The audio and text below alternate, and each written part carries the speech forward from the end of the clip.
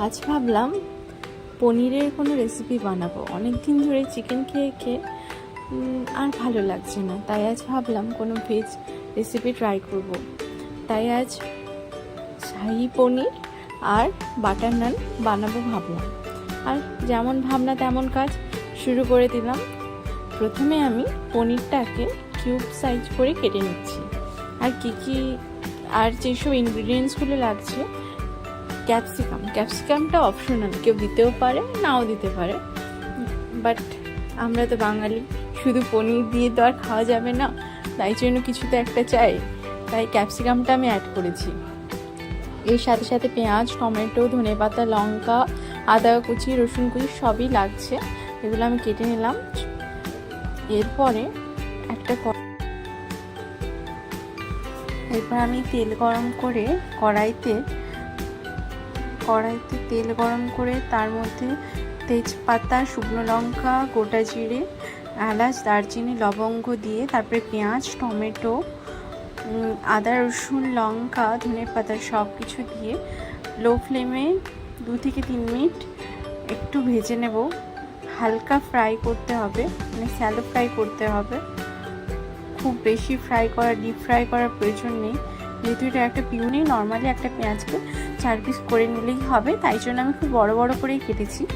এরপর আমি একটা মিক্সিতে পিউরি বানিয়ে নেব। অবশ্যই এটা নামিয়ে একটু ঠান্ডা করে নেবেন, না হলে কিন্তু হাত পুড়ে যাওয়ার চান্স থাকে, একই মিক্সিতে গরম হয়ে যায়।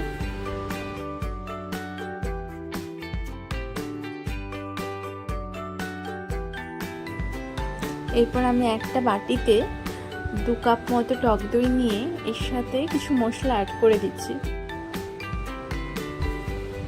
এরপর আমি কড়াইতে দেওয়ার পর 1 থেকে 2 মিনিট একটু নেড়ে ওটাকে নামিয়ে নেব। তারপরে একটা ঠিক পিউরি। এরপর কড়াইতে হালকা তেল দিয়ে ক্যাপসিকামটা একটু ভেজে নিচ্ছি, কারণ না হলে কাঁচা স্মেলটা ভালো লাগবে না। যেহেতু আমাদের পিউরিটা হয়ে গেলে রান্না অলরেডি ডান, তো ক্যাপসিকামটা আমি একটু ভেজে নিচ্ছি। এখানে আমি ক্যাপসিকামটা অ্যাড করেছি, কেউ চাইলে নাও অ্যাড করতে পারেন। এখানে তেল দিয়ে ডিরেক্ট আপনারা পিউরিটা দিয়ে দিতে পারেন, কিন্তু এখানে আমি একটু ক্যাপসিকাম অ্যাড করেছি যাতে একটু কোয়ান্টিটিটা বাড়ানো যায়, সেই কারণে। এরপর আমি যে পিউরিটা বানিয়ে রেখেছিলাম ওটা অ্যাড করে দিলাম, দিয়ে 2-3 মিনিট একটু ফুটতে দিতে হবে। তারপরে আমি পনিরটা অ্যাড করবো। এরপর আমি পনিরটাকে অ্যাড করে দিচ্ছি। এরপর বেশিক্ষণ টাইম লাগবে না রেডি হতে আমাদের রান্নাটা। 2 থেকে 3 মিনিট ফোটানোর পরই একটু ধনেপাতা আর ফ্রেশ ক্রিম দিয়ে আর শাহি পনিরের যে মশলাটা পাওয়া যায় আমি ওটা নিয়েছিলাম, ওটা অ্যাড করেছি যাতে স্মেলটা খুব ভালো আসে। খেতে কিন্তু রান্নাটা অসাধারণ হয়েছিল, আপনারা বাড়িতে ট্রাই করে দেখতে পারেন।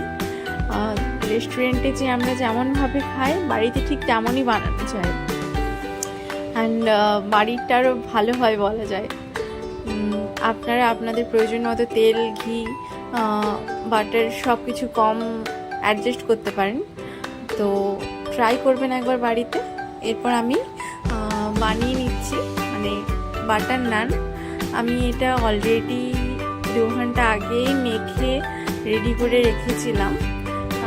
লাস্টে জাস্ট একটু ভাবলাম এটা অ্যাড করে দিই। এটা আমি অলরেডি বানিয়ে রেখেছিলাম, তো এখন জাস্ট একটু সেঁকে নিচ্ছি, তারপরে আমুল বাটার অ্যাড করব ওইটুকু। কারণ বাটার নান বানাতে গেলে আগে থেকে টক দই, বেকিং সোডা, বেকিং পাউডার, অনেকে ইস্ট অ্যাড করে, এটা দিয়ে মেখে 2-3 ঘন্টা রেস্টে দিতে হয়। তারপরে মানে আমরা যখন খাবো তার 2-3 ঘন্টা আগে থেকে প্রিপারেশন স্টার্ট করতে হয়, তো সে কারণে আমি মেখে রেখেছিলাম। তো এখন আমাদের নানও কমপ্লিট, রান্নাও কমপ্লিট, আর সব কিছু কমপ্লিট হয়ে গেছে। এখন আমরা খাবো। চলুন ফাইনাল কেমন দেখতে হয়েছে নানটার শাহি পনিরটা ওটা দেখায়।